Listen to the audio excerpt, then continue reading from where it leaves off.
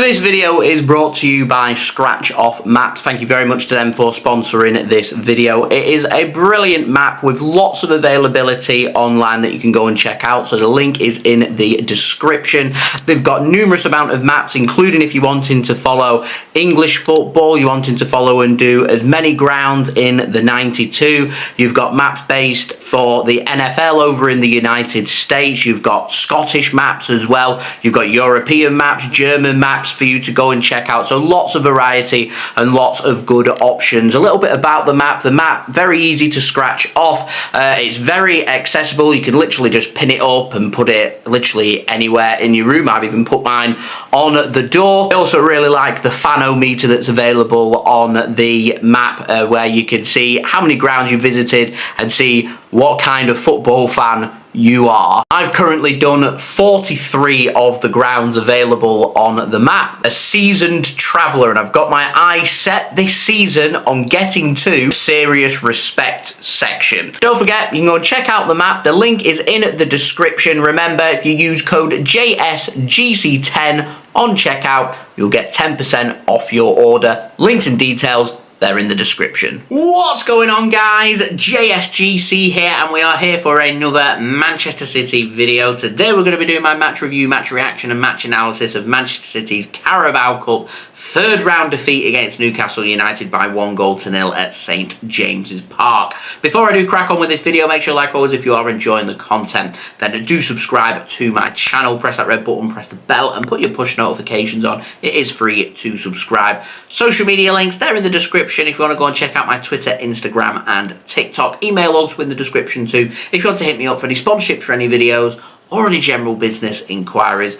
Also, don't forget to leave your thoughts on what you make of this defeat in the comments below. What was you impressed with? Who was you impressed with? What was you not impressed with? Who was you not impressed with? Let me know all your thoughts in the comments below. That would be much appreciated. And also, don't forget as well to leave a thumbs up. 100 likes is the aim. So we're going to crack on with this video. And we're going to start off first by speaking about the team lineup here for Manchester City. There were several questions heading into this game. We have a rough idea of which players were going to be starting. There's always that question mark over the senior first team players. There's always going to be a case where you're going to see 2, 3, 4 of them players featuring no matter who we're going to be playing. And so it was a case of which first team players was it going to be for Manchester City today. Questions like, was it going to be Haaland or was it going to be Alvarez? Alvarez given the nod for Manchester City. We knew Jack Grealish was going to be starting coming back from injury. It was great to see Mateo Kovacic coming back for City as well. It was then a question of, do you want to go with Rico Lewis? Do you want to go with Oscar Bobb? How do you fit in Sergio Gomez if you want to go with him as well? And Man City ended up just kind of, particularly in the first half, just kind of submerging them all onto that right-hand side for Manchester City. And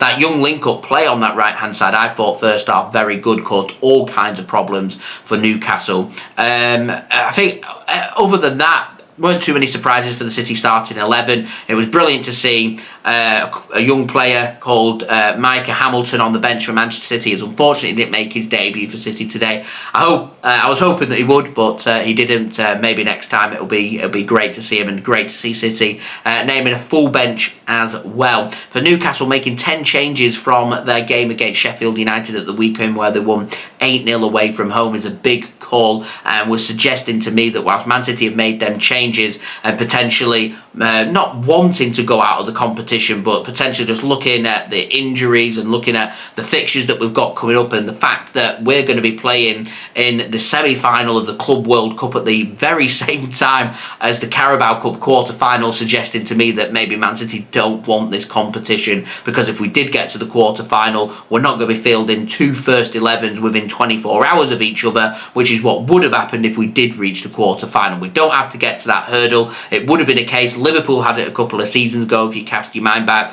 where they ended up losing, I think it was to Aston Villa. They got hammered 5-0 because they went with an under-18s team, and that's what City would have had to have done in this competition as well. It's the first time we've won the Champions League. It's the first time we've ever been in the Club World Cup. We will want to be champions of the world, so we'll take that very seriously. In our full starting 11, our rotated 11, all our options will go out to Saudi Arabia for that competition, and that focus will not be on the Carabao Cup.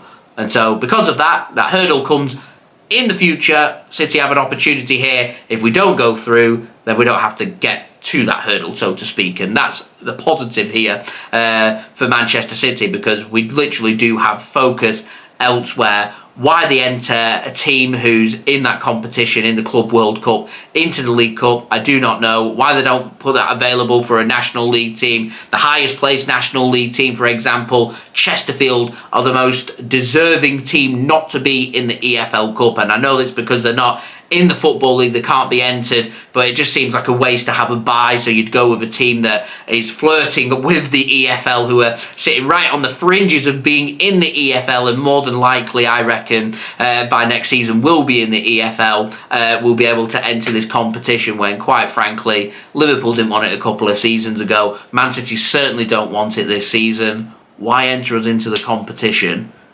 Anyway, there we go. They're my thoughts.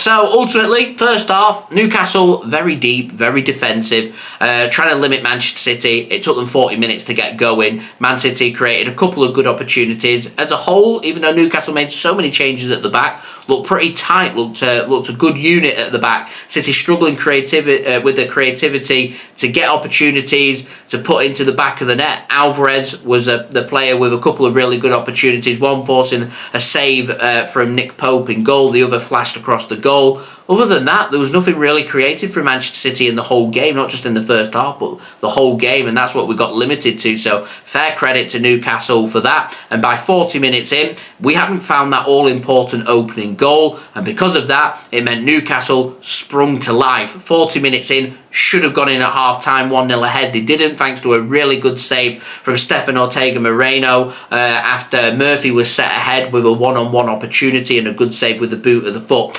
from Stefan Ortega-Moreno. And the warning signs were there for Manchester City. Newcastle choose to send on some seasoned professionals, the first 11 in the terms of Anthony Gordon and Bruno Guimaraes, and they get chucked in at the deep end, and all of a sudden Newcastle take an extra 5-10 yard step forward to stop being so tight and defensive and decide to have a go at Manchester City, and managed to break City's resistance within 7 minutes of the first half through Alexander Isak poking in at home in front of the Newcastle faithful at the back post, not dealt with by Manchester City.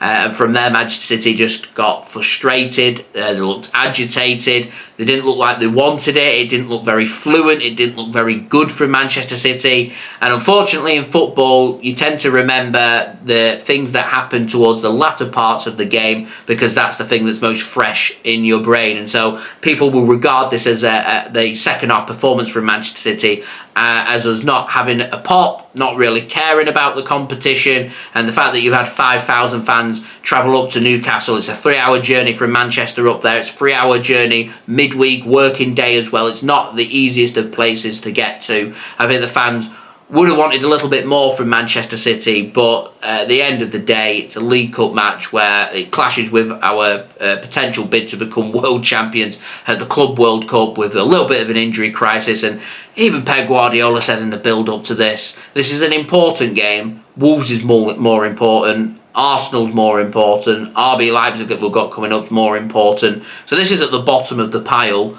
And when your manager's saying that, tells you the approach that you're going to be having for this game. So it doesn't surprise me that we've exited out the competition. Is it disappointing? Yes, because I think travelling to Wembley in February for the League Cup final is a brilliant experience, something I've been lucky enough to do myself, and it's something I'm always envious of that people get to do. It's not going to be for me from a personal point of view for this season. My bank balance likes this, but there we go. Newcastle, as I said, they're going to be looking to try and win the League Cup for the first time. They lost in the final last year against Manchester United. They'll look to go one step further. They've not won a trophy in God knows how long, so it'll be a good opportunity for them to try and reach a final and try and win that illustrious first trophy, which is always the most difficult to win. We know that ourselves after going a long barren run of not winning a trophy since the 1970s and bringing down that banner at Old Trafford in 2011 with winning the FA Cup.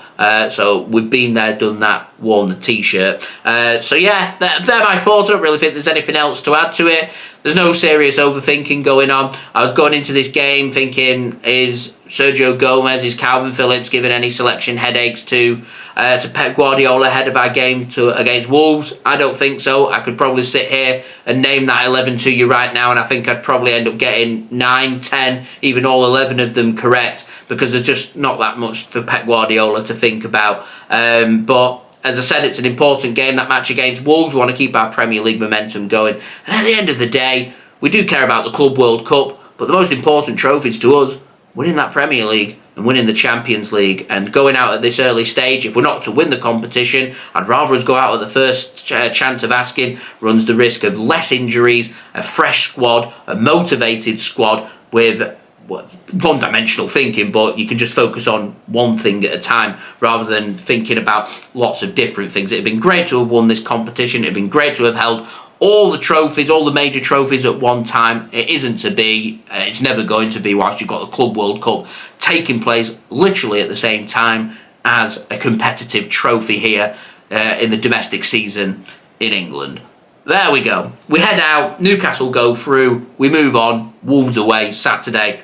Bring it on. Looking forward to it already. So I've been JSGC. Thank you everyone for watching. I hope everyone is safe and well. Do leave a thumbs up. 100 likes is the aim. Do let me know your thoughts as well, what you make of this defeat in the comments below. Don't forget to subscribe if you are new around here. Press that red button, press the bell and put your push notifications on. And please do go and follow me on my social media, Twitter, Instagram and TikTok. They're in the description. Email also in the description too if you want to hit me up for any sponsorships for any videos or any general business inquiries. And I'll see you all again for that Wolves game and the build up to that as we head towards the weekend. So I've been JSGC. Thank you everyone for watching. I hope everyone is safe and well. Peace. Ciao for now.